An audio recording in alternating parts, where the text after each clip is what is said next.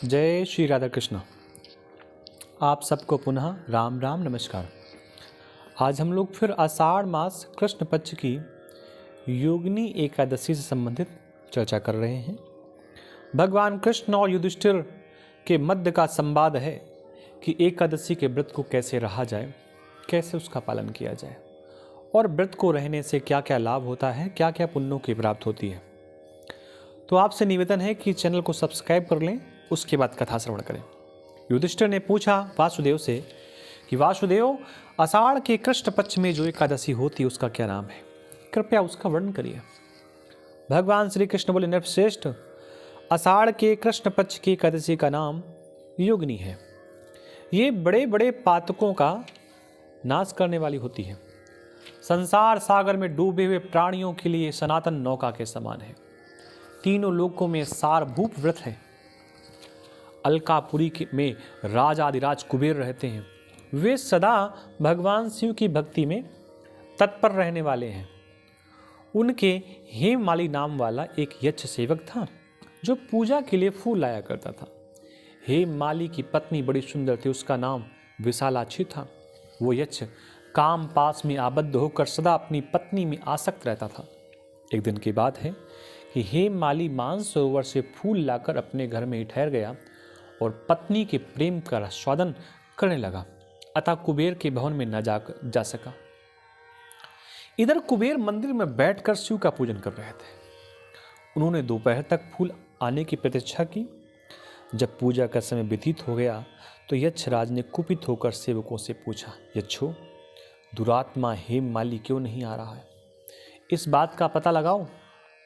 यक्षों ने कहा, राजन, वो तो पत्नी की कामना में आसक्त हो अपनी इच्छा के अनुसार घर में ही रमण कर रहा है। उनकी बात सुनकर कुबेर क्रोध में भर गए और तुरंत ही हेममाली को बुलवाया। देर रात हुई, जानकर हेममाली के नेत्र भय से व्याकुल हो रहे थे। आकर कुबेर के सामने खड़ा हुआ। उसे देखकर कुबेर की आंखें क्रोध से लाल हो गई। वो बोले, ओ पापी, ओ दुष्ट, ओ दुराचारी, तूने भगवान की अवहेलना की, अतः कोढ़ से युक्त और अपनी उस प्रियतमा से विमुक्त होकर इस स्थान से भ्रष्ट होकर अन्य चला जा। कुबेर के ऐसा कहने पर वो उस स्थान से नीचे गिर गया। उस समय उसके हृदय में महान दुख उत्पन्न हो रहा था।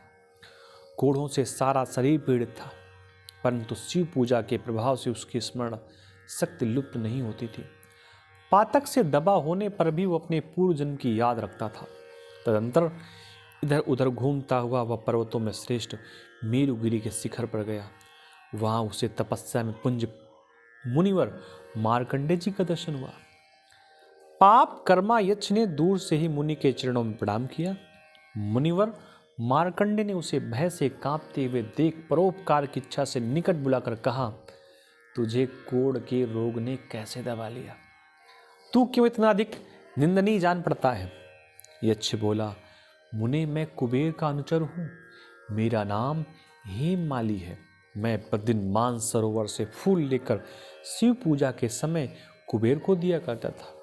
एक दिन पत्नी सहवास के सुख में फंस जाने के कारण मुझे समय का ज्ञान ही नहीं रहा, अतः राजाधिराज कुबेर ने कुपित होकर मुझे शाप दे दिया, जिससे मैं कोढ़ से आक्रांत होकर अपनी प्रियतमा से बिछुड़ गया।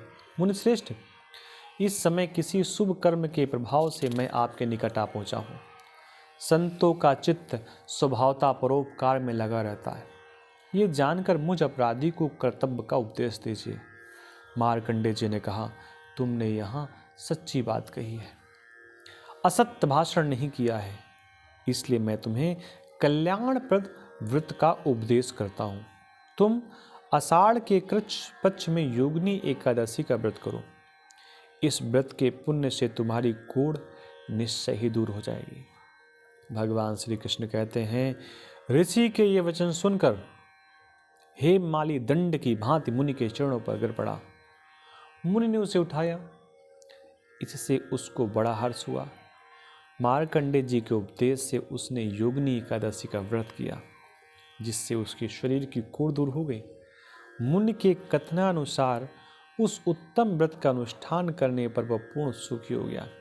नृपश्रेष्ठ, यह योगिनी का व्रत ऐसा ही बताया गया है जो 88,000 ब्राह्मणों को भोजन कराता है। उसके समान ही फल उस मनुष्य को भी मिलता है जो योगिनी एकादशी का व्रत करता है। योगिनी महान पापों को शांत करने वाली है, महान पुण्य फल देने वाली है। इसके पढ़ने और सुनने से मनुष्य सब पापों से मुक्त हो जाता है।